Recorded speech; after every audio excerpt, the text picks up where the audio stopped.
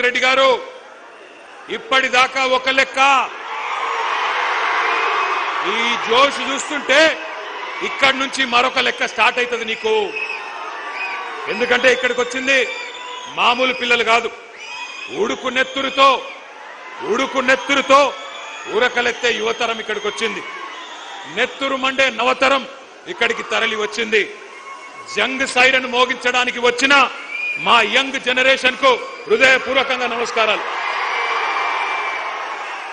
కాకతీయ, ఉస్మానియా, మహాత్మా గాంధీ, పాలమూరు, శాతవాహన వివిధ విశ్వవిద్యాలయాల నుండి ఇక్కడికి తరలి వచ్చిన మా తమ్ముళ్లకు చెల్లెళ్లకు ప్రత్యేక నమస్కారం. అశోక్ నగర్ నుండి, దిల్సుఖ్ నగర్ నుండి, చిక్కడపల్లి నుండి, వివిధ కోచింగ్ సెంటర్ల నుండి ఇక్కడికి తరలి వచ్చిన మా పోటీ పరీక్షలకు ప్రిపేర్ అవుతున్న అభ్యర్థులందరికీ నమస్తే.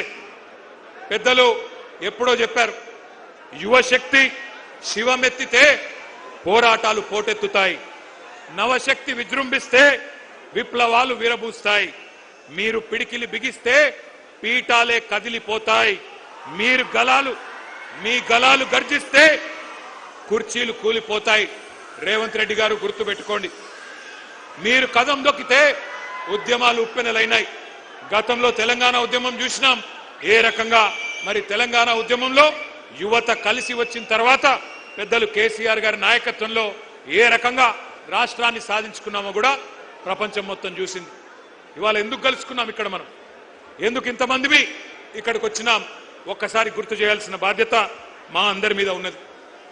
రేపటి తెలంగాణ నిర్మాతలు మీరు, రేపటి ఈ దేశ భవిష్యత్తుకు నిర్ణేతలు మీరు. మరి అట్లాంటి యువతరాన్ని దగా చేయవచ్చునా ఆలోచించండి. ఎందుకు ఈరోజు ఈ కార్యక్రమం ఏర్పాటు చేసుకున్నాం? ఒకటే ఒక కారణం, ఒక మహాద్రోహాన్ని, మీకు జరిగిన మోసాన్ని, వంచనని గుర్తు చేసుకొని మర్చిపోకుండా ఎవరైతే మోసం చేశారో వారికి బుద్ధి చెప్పడానికే ఈ సమావేశం. సరిగ్గా ఇదే నేల మీద, సరిగ్గా ఇదే ప్లేస్ లో 38 నెలల కింద మే 8, 2023 ఆనాడు ఇదే సరూర్ నగర్ స్టేడియం సాక్షిగా ఒక దారుణమైన దగా జరిగింది. దగా పడ్డది ఎవరు? తెలంగాణ యువత. దగా కోరులు ఎవరు? కాంగ్రెస్. 2023లో ఇక్కడే ఇదే గడ్డ మీద ఇదే గ్రౌండ్ లో ఆ రోజు మీటింగ్ జరిగింది. ఢిల్లీ నుంచి ప్రియాంక గాంధీ వచ్చింది, గల్లీ నుంచి కల్తీ కాంగ్రెస్ నాయకులు అందరూ వచ్చినారు, హైకమాండ్ నుంచి గాంధీలు, గాంధీ భవన్ లో దూరిన గాడ్సేలు అందరూ కలిసి ఒక మాయా మస్తీంద్ర కార్యక్రమం చేసి బురిడి పత్రం ఒకటి రిలీజ్ చేసినారు. దాని పేరు యూత్ డిక్లరేషన్ అని పెట్టినారు. 60 ఏళ్లు తెలంగాణ గడ్డ మీద నెత్తురు పారించిన దుర్మార్గమైన పార్టీ కాంగ్రెస్ ఆ రోజు వాగ్దానాల వరద పారించింది. తెలంగాణ బిడ్డల మీద తూటాలు పేల్చిన పార్టీ, వేల మందిని చంపిన పార్టీ కాంగ్రెస్. ఆ రోజు యూత్ డిక్లరేషన్ అని పెట్టి ఏం చెప్పిందో ఒక్కసారి ఆ స్క్రీన్ మీద, మీ పక్కన పెట్టిన స్క్రీన్ల మీద మీరు చూడాలని చెప్పి నేను కోరుతా ఉన్నా. ఆ వీడియో ప్లే చేయండి. Youth declaration.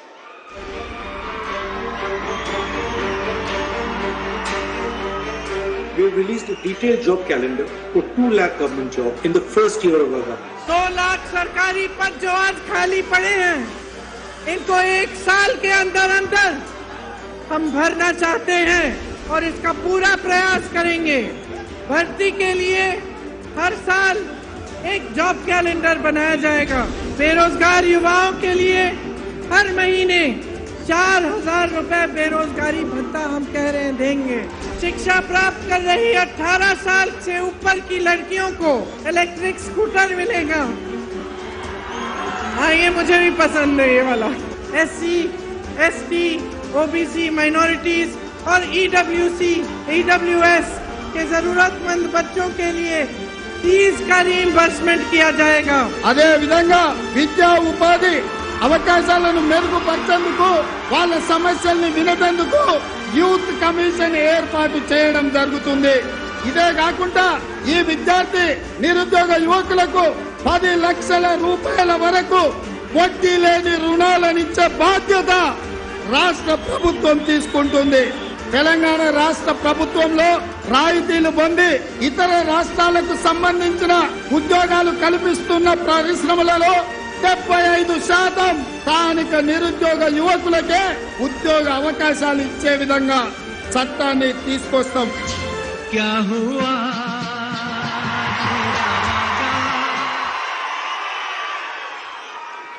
పాత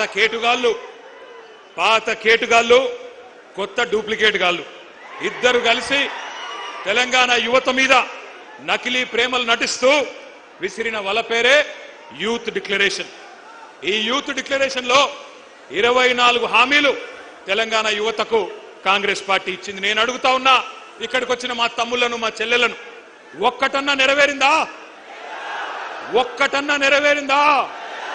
సౌండ్ వినబడతలేదు. ఒక్క హామీ అన్న నెరవేరిందా? ఏడాదిలో 2 లక్షల ఉద్యోగాలు వచ్చినాయా? ప్రైవేట్ కంపెనీల్లో 75% రిజర్వేషన్ వచ్చిందా? కాలేజీ అమ్మాయిలకు స్కూటీలు వచ్చినాయా? యువతకు 10 లక్షల రుణాలు వచ్చినాయా? ఫీజు రీయింబర్స్మెంట్ పైసలు వచ్చినాయా? 4 ట్రిపుల్ ఐటీలు, 3 యూనివర్సిటీలు వచ్చినాయా? నెలకు 4,000 నిరుద్యోగ భృతి వచ్చిందా? 10వ తరగతి పాస్ అయితే 10,000 వచ్చిందా? 12వ తరగతి పాస్ అయితే 15,000 వచ్చిందా? డిగ్రీ పాస్ అయితే 1,00,000 వచ్చిందా? పీజీ పాస్ అయితే 1,00,000 వచ్చిందా? పిహెచ్డి చేస్తే 5 లక్షలు వచ్చిందా? మరి ఏమొచ్చిందని నేను అడుగుతా ఉన్నా. ఈ పార్టీకి ఓటేస్తే నేను అడుగుతున్నా మిమ్మల్ని, ఇంత మోసం చేసిన వాళ్ళను ఏమందాం? దగేబాజ్ అందామా? దోఖేబాజ్ అందామా? దగుల్బాజీలు అందామా? ఏమందాం? మీరు ఆలోచించండి. ఒక్క మాటలో చెప్పాలంటే, young generation got cheated by a old jackal.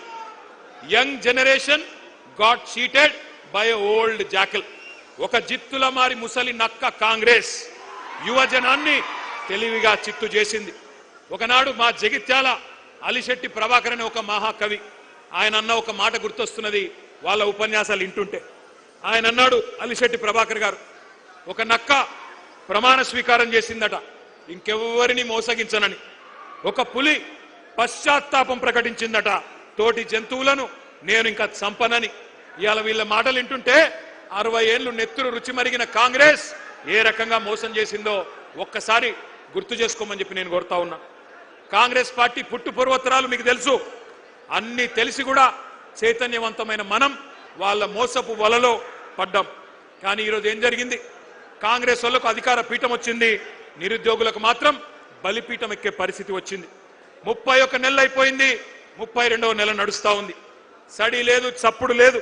కళ్ళబొల్లి మాటలు నమ్మి గ్రామాల్లో తిరిగి మీ నాయనమ్మ కాళ్ళు, మీ తాత కాళ్ళు, మీ అమ్మమ్మ కాళ్ళు, మీ మామల కాళ్ళు, అత్తల కాళ్ళు, కోడల కాళ్ళు, అందరి కాళ్ళు మొక్కి కేసీఆర్ కు ఓటేయకండి, కాంగ్రెస్ ను గెలిపించండి అని ప్రచారం చేసిన నిరుద్యోగులు ఇవాళ బాధపడతా ఉన్నారు.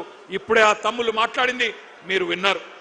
మాట తప్పిన ఈ జూటాగాళ్లను, మాట తప్పి ఇవాళ మిమ్మల్ని వంచిన ఈ దుర్మార్గులను, మిమ్మల్ని రెచ్చగొట్టి ఓట్లేయించుకొని అధికారం చేపట్టి నమ్మించి నట్టేట ముంచిన కాంగ్రెస్ ను ఏం చేయాలో మీరే ఆలోచించండి.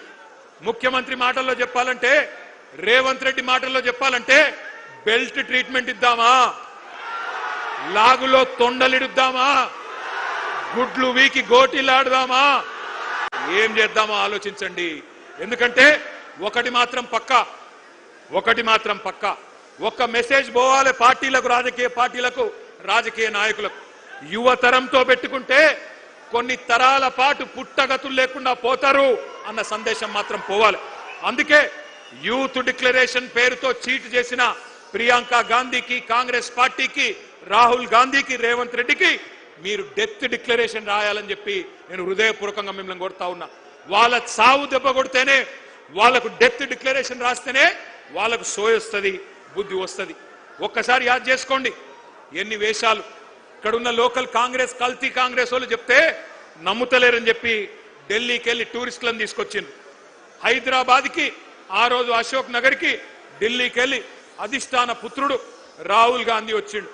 వచ్చి హైదరాబాద్ నడిబొట్టున కూర్చొని ఛాయ్ తాగిండు, బిస్కెట్లు తిన్నాడు, మనకు కూడా కొన్ని బిస్కెట్లు వేసిండు. ఏమన్నాడు? 2 ఉద్యోగాలు, 2 ఉద్యోగాలు బీకేయండి, కేసీఆర్ది, కేటీఆర్ది ఉద్యోగం బీకేయండి, ఒకటే సంవత్సరంలో 2 లక్షల ఉద్యోగాలు ఇస్తా అన్నాడు. అన్నాడా లేదా? మీరు కింద మర్చిపోతే ఒక్కసారి ఆ స్క్రీన్ మీద రాహుల్ గాంధీ ట్వీట్ తెలుగులో పెట్టాలని కోరుతా ఉన్నా. కూర్చోండి మధ్యలో, మీరు కూర్చోండి, జర కూర్చోండి, మధ్యలో ఉన్న వాళ్ళందరూ కూర్చోండి, కూర్చోండి, కూర్చోండి, కూర్చోరా నాయన. ఇది రాహుల్ గాంధీ ఆ రోజు వేసిన ట్వీట్. ఒక్కసారి చూడాలి మీరందరూ కూడా. ఏమన్నాడు? 30 లక్షల మంది నిరుద్యోగులు కేసీఆర్ గారి పాలనలో నష్టపోయారు. వాళ్ళందరికీ మనకు హిందీ వస్తుందో రాదో అని తెలుగులో ట్వీట్ చేసిండు రాహుల్ గాంధీ. మొదటి సంవత్సరంలోనే 2 లక్షల ఉద్యోగాలు ఇస్తా అని రాహుల్ గాంధీ చేసిన ట్వీట్ ఇది. ఇవాళ నేను అంటా ఉన్నా, రాహుల్ గాంధీ గారు, నీకు తెలుగు రాదని మాకు తెలుసు, నీకు తెలివి లేదని కూడా మాకు తెలుసు, నీకు భాష రాదు, మా బాధ తెలియదు, నీకు మా భాష రాదు, మా బాధ తెలియదు. అందుకే రాహుల్ గాంధీ నీకు అర్థమయ్యే భాషలోనే చెప్తా ఉన్నా, నీ భాషలో చెప్తా ఉన్నా. देश भर में मोहब्बत के दुकान के डिंडोरा पीटने वाले राहुल जी, क्या आपको याद है हैदराबाद और अशोकनगर चाय की दुकान याद है आपको? चाय पे चर्चा याद है कि नहीं?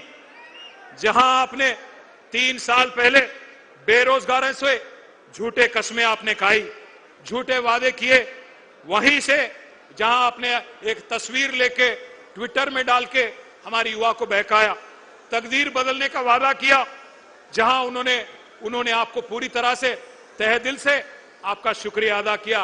याद है वो चाय का अड्डा अशोकनगर का? मैं राहुल जी से पूछना चाहता हूं,